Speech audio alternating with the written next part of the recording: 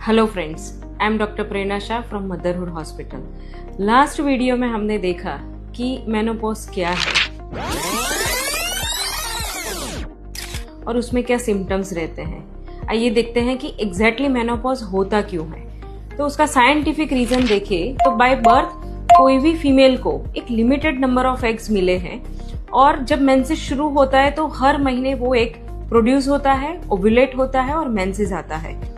जैसे जैसे एज होती है वो रिजर्व धीरे धीरे कम होता है और जब वो रिजर्व खत्म होने को होता है तब मेनोपॉज सेट होता है। तो मेनोपॉज एक ऐसी कंडीशन है कि जो अचानक से नहीं आती है, तो उसको बोलते हैं मेनोपॉज ट्रांजिशन, जिसमें एग का रिजर्व कम होना, धीरे धीरे ओवरीज का रिस्पॉन्स कम होना, कम हार्मोन्स रिलीज होना और फिर जाके कंप्लीटली मेंस्ट्रुएशन स्टॉप होना।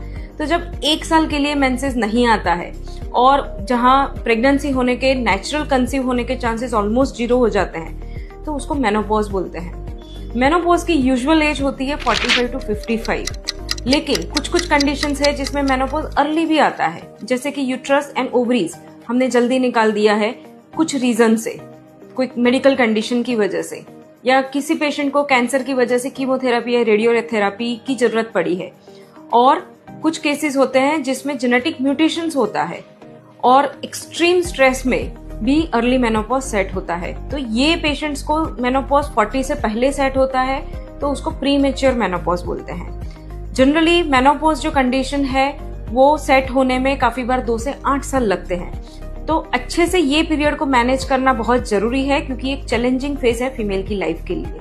Thank you.